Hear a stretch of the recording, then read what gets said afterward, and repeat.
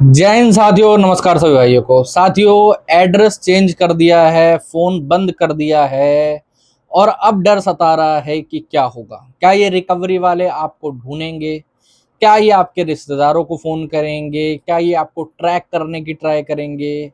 या फिर अगर कोर्ट से या फिर बैंक से किसी प्रकार का नोटिस, समन या वारंट आएगा तो फिर उसका क्या होगा? बहुत सारे भाइयों के ये सवाल होता है। बहुत सारे भाई ये सवाल पूछते हैं कि सर मान लो मैं ये रिकवरी की एजेंसी से परेशान हो चुका हूँ, ठीक है, मेरे पे अब ज़्यादा संभाला नहीं जा रहा और मेरा जो घर है वो रेंटेड है, ठीक है, मैं कोई अपना उस प्लेस पे नहीं रहता, मेरा खुद का घर नहीं है या फिर जो भी है, ठीक है, रेंटेड है। तो मैं सोच रहा हूँ यहाँ से रेंट चेंज करके आगे चल के 5-10 किलोमीटर दूर जाके रह लूँ, ठीक है, वहाँ पर जाके अपना नया कमरा ले लूँ या फिर जैसे भी है। और कई लोग ऐसे होते हैं जिनकी जॉब छूट गई होती है, जैसे अभी एक सब्सक्राइबर के साथ हुआ था। वो मुंबई में जॉब करते थे, वहां पर उनकी जॉब छूट गई और उनको बहुत टाइम से जॉब मिल भी नहीं रही थी। उनका नेटिव प्लेस जो था वो यूपी का था, तो उन्होंने बोला मैं यूपी ऑफिस ही जा रहा हूँ, मैं यहाँ पर क्या करूंगा बैठ के, ठीक है। तो अब अगर मान लो वहां पर महाराष्ट्र में जो अपना मुंबई है वहां पर अगर किसी प्रकार का नोटिस आता है तो क्या होगा? और ये जो रिकवरी वाले ये ढूंढ के क्या यूपी तक भी आएंगे मेरे पीछे? तो आज इन्हीं सब बातों का जवाब देंगे, आपको प्रॉपरली समझाएंगे कि रिकवरी काम कैसे करती है, क्या क्या टैक्टिक ये लोग अपनाते हैं आपको ढूंढने के लिए या फिर आपको परेशान करने के लिए, और एट द एंड नोटिसेज और हमारे समन्स का आखिरकार होता क्या है, ठीक है। ओके, तो साथियों, वीडियो शुरू करने से पहले अगर आपने चैनल को सब्सक्राइब नहीं करा तो सब्सक्राइब कर लीजिए। अगर कोई भी दिक्कत परेशानी है किसी भी लोन के मैटर में, ठीक है, तो कमेंट सेक्शन में हमको लिख सकते हैं। अगर हमसे जुड़ना चाहते हो तो ऊपर नंबर आ रहा है, व्हाट्सएप पर मैसेज करके व्हाट्सएप के माध्यम से जुड़ सकते हो, ठीक है। तो साथियों, पहली बात तो ना ये क्वेश्चन बहुत सारे लोगों के मन में आता है कि अगर मैं एड्रेस चेंज करता हूँ या मैं फोन बंद करता हूँ तो बैंक क्या किसी प्रकार की कोई कार्रवाई तो नहीं करेगा? क्योंकि मैंने बैंक का एग्रीमेंट पढ़ा, एक हमारे बहुत पढ़े लिखे क्लाइंट था, ठीक है, एमएनसी में जॉब करने वाले। वो मुझे बता रहा था कि मैंने अभी सर एग्रीमेंट पढ़ा है लोन का, उस एग्रीमेंट में लिखा हुआ है कि अगर मैं कहीं पर भी एड्रेस वगैरह चेंज करता हूँ तो मुझे बैंक को इन्फॉर्म करना पड़ेगा। बैंक को, एनबीएफसी जो भी है, ठीक है, उसको इन्फॉर्म करना पड़ेगा। अगर मैं इन्फॉर्म नहीं करता, मुझे 15 दिन पहले उनको लेटर लिखना पड़ेगा। ऐसा उस एग्रीमेंट के अंदर लिखा हुआ था, लोन के एग्रीमेंट में। तो उन्होंने पूछा कि ऐसा सच में होगा अगर मैं मान लो इनको कोई इंटीमेशन ना दूं? क्योंकि अगर मैं इंटीमेशन ही दे दूंगा तो ये फिर वहां की रिकवरी एजेंसी को केस दे देंगे और मुझे वहां पर आके प्रॉब्लम होगी, है ना। क्योंकि मैं तो एड्रेस इसीलिए चेंज कर रहा हूँ ताकि रिकवरी वालों से मैं बच सकूं। तो क्या मुझे इंटीमेशन देने की जरूरत है या नहीं? तो मैं बता देना चाहता हूँ, बिल्कुल भी इंटीमेशन देने की जरूरत नहीं है, ठीक है। क्योंकि ये लोग अपने एग्रीमेंट के अंदर ऐसी ऐसी बकवास चीजें भी कई बार लिख देते हैं ना, जिसकी कोई वैल्यू होती ही नहीं है। मैं आपको बताता हूँ कैसे। जैसे इनके एग्रीमेंट में ना एक चीज लिखी रहती कॉलिंग को लेके, कि हम लोग आपको हफ्ते के 10 घंटे तक कॉल कर सकते हैं। 70 घंटे तक, सॉरी, 10 नहीं, 70 घंटे तक। मतलब 70 घंटे अगर ये लोग कॉल करेंगे तो इनका कहना ये है कि आपको बात करनी पड़ेगी। क्या इसका कोई लॉजिक बनता है? नहीं। कल कोई एग्रीमेंट में लिख दें कि हम लोग अगर कस्टमर पैसे नहीं देंगे तो कस्टमर का एक हाथ काट लेंगे, तो क्या ये वैलिड होगा? नहीं होगा, कोर्ट इसको नहीं मानेगा। होता क्या है, दरअसल ऐसे एग्रीमेंट्स को कभी भी कोर्ट में चैलेंज करा ही नहीं जाता है कस्टमरों के द्वारा। अब चैलेंज करेगा कौन? जो अगर ईएमआई टाइम टू टाइम पे कर रहा है वो तो करेगा नहीं, और जिसका लोन डिफॉल्ट हुआ है वो खुद ही इतनी प्रॉब्लम में रहता है तो वो भी चैलेंज नहीं करने वाला। इसीलिए ये एग्रीमेंट में कुछ भी अनडिसाइडेड मतलब बेफिजूल की चीजें लिखते रहते हैं, ठीक है। अब क्या हम लोग एड्रेस फ्रीली चेंज कर सकते हैं, कहीं पर भी रह सकते हैं? हाँ, कहीं पर भी रह सकते हो। दरअसल हमारे संविधान का सीधे सीधे कहना है कि आप इंडिया के अंदर फ्रीली कहीं पर भी मूव कर सकते हो और कहीं पर भी रह सकते हो, ठीक है। अब तो तुम जम्मू कश्मीर में भी जाके रह सकते हो भाई, वहां की भी धारें हट गई हैं, ठीक है। तो इसीलिए अब डरने घबराने की बिल्कुल भी जरूरत नहीं है। एड्रेस चेंज करने से पहले आपको बताने की भी जरूरत नहीं है बैंक को, ओके। क्योंकि आप कहीं भी फ्रीली मूव कर रहे हो, वो आपकी प्राइवेसी है, ठीक है। राइट टू प्राइवेसी हर किसी के पास है। आप कहीं पर भी रह सकते हो, कुछ भी कर सकते हो। आपने कोई क्राइम नहीं करा कि आप कहीं पर जाकर छुप रहे हो या फिर पुलिस से भाग रहे हो, ऐसा नहीं है। आप अपना फ्रीली जहां पर भी रहना चाहो वहां पर रह सकते हो। अब बहुत सारे भाइयों का ये भी कहना होता है, चलो सर ठीक है एड्रेस तो चेंज कर लेंगे, लेकिन बैंक ये भी तो ऑब्जेक्शन उठा सकती है कि भाई साहब मैं फोन नहीं उठा रहा हूँ, मैंने फोन बंद कर रखा है, मैंने नई सिम से मैं बात कर रहा हूँ। कहीं कस्टमर को ये ऑब्जेक्शन उठा दे कि मैंने नई सिम यूज कर रहा हूँ तो उसमें दिक्कत है। तो देखो, ऐसा कोई रूल है ही नहीं कि आपको कितनी सिम लेनी होती, कितनी नहीं लेनी होती। एक बार बहुत टाइम पहले की बात है, मैंने जो सिम ऑपरेटर्स वगैरह होते हैं ना, जो सिम प्रोवाइड करते हैं, ठीक है, उनसे एक बार पूछा था कि एक व्यक्ति कितनी सिम ले सकता है, ठीक है। तो उन्होंने कहा कि एक व्यक्ति 9 सिम ले सकता है, 2 अलग कंपनियों के, ठीक है। एक कंपनी से आई गेस 6 ले सकता है और एक कंपनी से 3 तक ले सकता है, ठीक है। तो आप लोग खुद ही सोच सकते हो कि अलग-अलग कंपनीज़ बनी हुई हैं, कोई बीएसएनएल है, जियो है, एयरटेल है, वोडाफ़ोन है, 1-2 कंपनी और चलती हैं इंडिया में, ठीक है। अब इन सारी कंपनीज़ का होना ही इस बात का वो करता है, ठीक है, कि भाई साहब हम लोग कितनी भी सिम ले सकते हैं और कितने भी नंबर चेंज कर सकते हैं। कोई गवर्नमेंट ने रूल नहीं लगा रखा, कोई वो नहीं कर रखा, ठीक है। तो इस पे भी कोई ऑब्जेक्शन बनता नहीं है बैंक का। अब आ जाते हैं कि मान लो हमने एड्रेस चेंज कर लिया, ठीक है। वैसे तो देखो अगर आप लोग कई भाई ऐसे भी होंगे जिनका खुद का घर होगा तो वो लोग बोल रहे होंगे कि यार मैं एक काम करता हूँ, मैं चला जाता हूँ, फैमिली को छोड़ देता हूँ, ठीक है। तो ऐसा मत करो, सीधी-सी बात है, क्योंकि आपकी जगह आपकी फैमिली को परेशान करे, इससे बढ़िया आप लोग सबसे बढ़िया तरीका ये कर सकते हो कि आप लोग टाइम टू टाइम कंप्लेंट्स करो। आरबीआई में कंप्लेंट करो और अपना क्या कहते हैं, बैंक को मेल करो और ट्वीट वगैरह करो। इससे भी आपकी विज़िट्स वगैरह रुक जाएँगी। तो अगर आपका खुद का भी घर है तो आपको एड्रेस चेंज करने की ज़रूरत नहीं पड़ेगी, ठीक है। बट जो कर चुके हैं या फिर करने वाले हैं, सोच रहे हैं उसके बारे में, तो आपको कुछ बातों का ध्यान देना पड़ेगा, ठीक है। देखो मैक्सिमम अगर मान लो पूरा स्टेट ही आप चेंज कर रहे हो, ठीक है, तो फिर बहुत ही कम चांसेस हो जाते हैं, ठीक है। तो बहुत कम चांसेस हो जाते हैं कि कोई भी एजेंसी आपको दूसरे स्टेट में ट्रैक करे, ठीक है। अनलेस आपका उसका एड्रेस नहीं पड़ा हुआ। जैसे अब मैं एक एग्ज़ाम्पल दूँगा आपको, एक सब्सक्राइबर थे, ठीक है। उन वो यूपी में ही रहते थे, ठीक है। उनका नेटिव प्लेस थोड़ा विलेज टाइप के एरिया में था और वो जॉब करते थे लखनऊ जगह पे, ठीक है। अब उनके दोनों एड्रेस पड़े हुए थे, लखनऊ का भी पड़ा हुआ था और उनके नेटिव प्लेस का भी पड़ा हुआ था।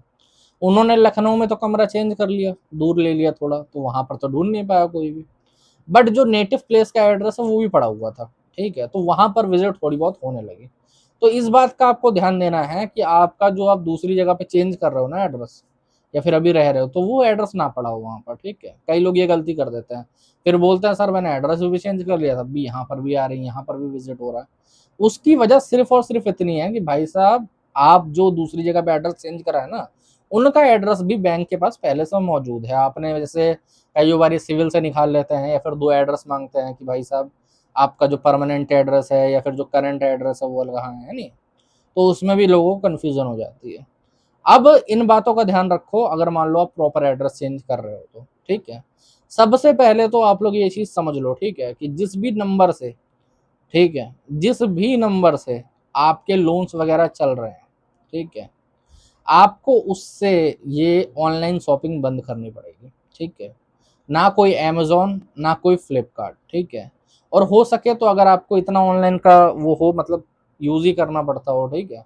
तो सबसे बढ़िया तरीका रहेगा जिस व्यक्ति के नाम पे कोई लोन नहीं है ना, सपोज़ करो लोन आपके नाम पे चल रहे हैं, आपकी वाइफ़ के नाम पे नहीं चल रहे हैं, तो उनके नाम से एक सिम निकलवा लो और उससे शॉपिंग वगैरह करो जितनी करनी है वाइफ़ के नाम से। क्योंकि होता क्या है दरअसल कइयों बार ये लोग डाटा एक्सट्रैक्ट कर लेते हैं, ठीक है? कई कंपनीज़ जो हैं वो डाटा बेच देती हैं कस्टमर्स का। और जो हमारे कई 1-2 कंपनीज़ हैं ई-कॉमर्स वाली, नाम नहीं लूँगा, ठीक है? उनका नाम इसमें बार-बार आता रहता है कि वो अपने कस्टमर का डाटा ऐसे ही लीक कर देते हैं, ठीक है? तो वो आपका ना हो ये चीज़। इससे ट्रैकिंग हो सकती है। मेरे एक कस्टमर के साथ हुई थी, बैंगलोर की वो रहने वाली थी। उनके साथ क्या हुआ था कि उनका भी ऐसे था, वो ऑनलाइन शॉपिंग वगैरह करती थी। तो उन्होंने उसी नंबर से वो ऐप्स वगैरह डाउनलोड कर रखे थे, उस वजह से उनके यहाँ पर दूसरे एड्रेस पे भी विज़िट हो गई क्योंकि वहाँ पर लोकेशन माँगता है ना, जो आप लोगों को पता होगा। देखो 2 लोकेशन पड़ती हैं, एक तो जो अपना जीपीएस वाली लोकेशन हो गई और सेकंड जो लोकेशन होती है वो अपना पार्सल के ऊपर लिखी रहती है ना, वो वाली लोकेशन। उस वजह से उनका नया एड्रेस पता लग गया था, बट अब तो कंप्लेंट्स वगैरह करके उसको रोक दिया गया है, ठीक है? तो ऑनलाइन शॉपिंग से आप अपने नाम से दूर रहो थोड़ा-सा, ओके।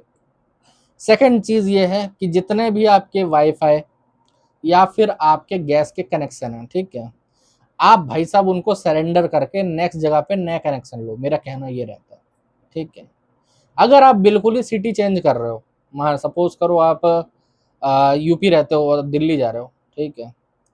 अब भाई साहब अगर ऐसा कर रहे हो तो आप कुछ मत करो, अपना सिलेंडर वगैरह जो भी है उसको लेके जाओ, जो भी राउटर वगैरह है उसको लेके जाओ और वहाँ पर जो उनकी एजेंसी हो, ठीक है?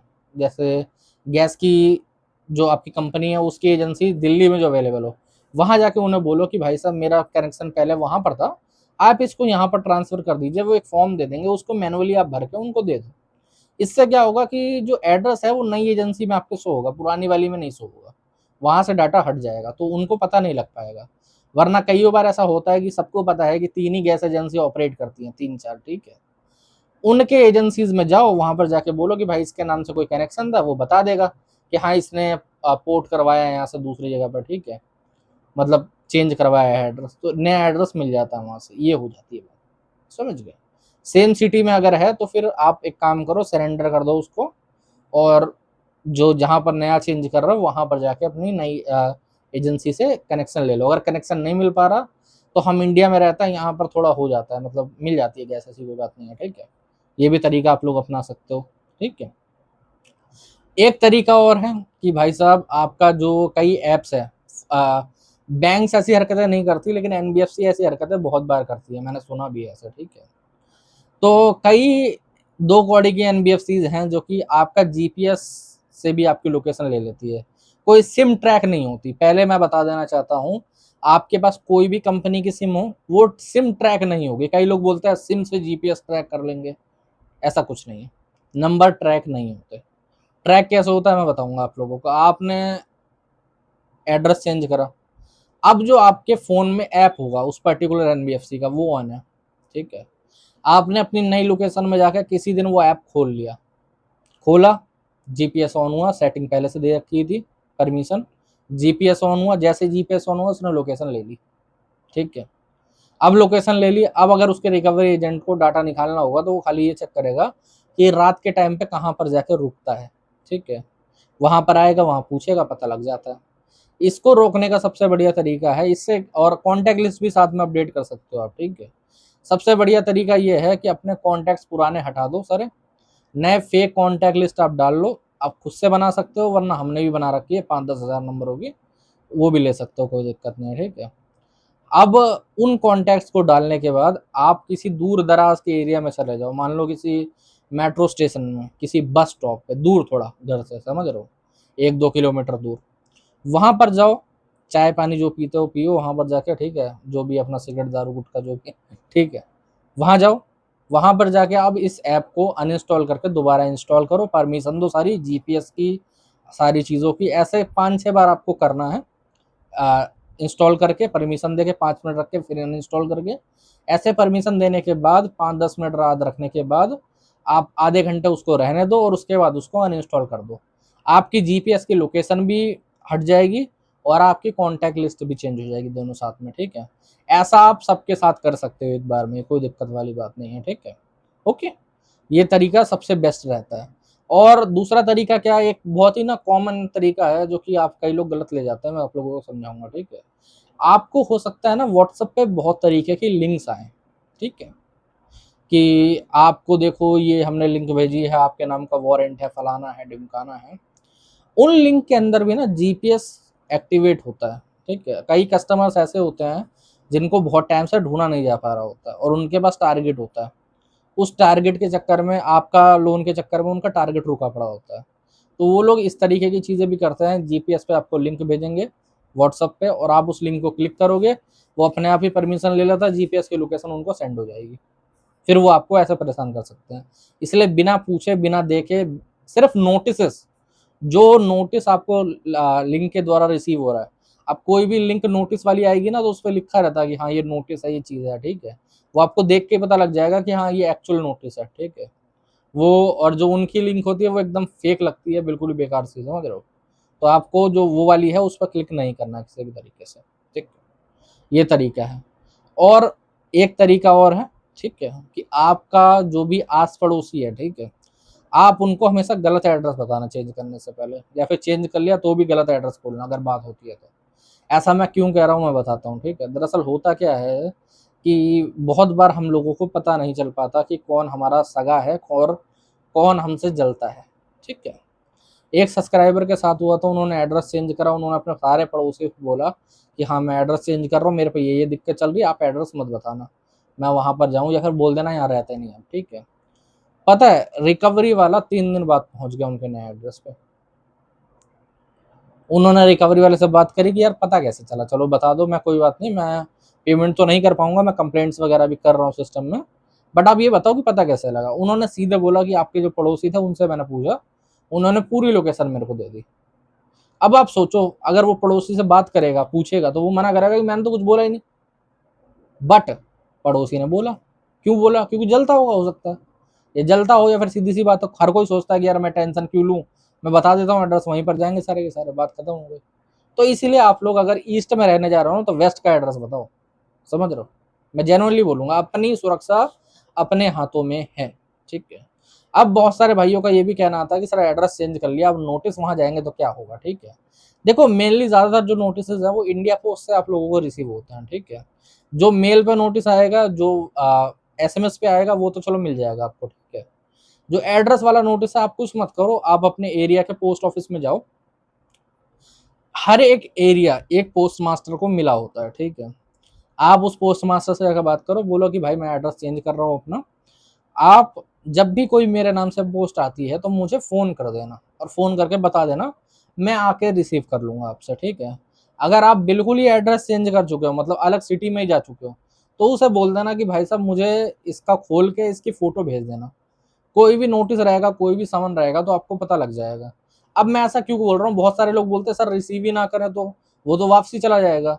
तो देखो, कभी कभी क्या होता है, एक दो केसेस में मेरे सामने ये चीज आई थी कि सपोज करो कलकत्ता से समन आया, ठीक है। अब अगर वो डिलीवरी वाला उसको वापसी कर देगा, अनडिलीवर दिखा देगा, तो आपके नाम का कोई वारंटी इशू नहीं होगा, है ना। बट ये लोग क्या करते हैं, ये लोग डिलीवर मार देते हैं, जी हाँ, अपना टारगेट पूरा करने के लिए। इनके पास भी टारगेट होता है, इनको भी दिखाना होता है कि मैंने इतने सारी जगह पे जाके उसको डिलीवर्ड या अनडिलीवर्ड मार्क करा, ठीक है। अब डिलीवर्ड मार्क करके अगर अपने पास इन लोगों ने रख लिया तो वो वारंटी इशू हो जाएगा उस केस में। क्योंकि मैंने पहले भी वीडियोस में कहा है कि जब तक आपको कोई चीज़ रिसीव नहीं होती है, तब तक आपके नाम का कोई वारंटी इशू नहीं हो सकता। समन है नहीं, समन के अंदर कोई वारंटी इशू नहीं हो सकता अगर आपको रिसीव ही नहीं हुआ तो। लेकिन ये पोस्ट मास्टर्स दिखा देते हैं डिलीवर्ड, इसीलिए वहां पर वारंटी इशू हो जाता है। तो आप लोग इनसे बात कर लो सिंपली, और इनसे बात करके जो भी आपको रिसीव होता है वो फोटो ले लो उसकी, या फिर उन पर बोल दो कि मैं यहाँ रहता नहीं हूँ, जो भी मेरे नाम से आएगा उसको अनडिलीवर्ड मार्क कर देना। अगर आपको ऐसा ही है तो आपको प्रॉब्लम नहीं होगी, ठीक है। बाकी साथियों, आज के वीडियो में इतना। अगर आप लोगों को वीडियो अच्छा लगा हो तो चैनल को सब्सक्राइब कर लेना। अगर और कोई दिक्कत, प्रॉब्लम, परेशानी आ रही है तो ऊपर नंबर आ रहा है, व्हाट्सएप पर मैसेज कर सकते हो, ठीक है। जय हिंद सभी भाइयों को।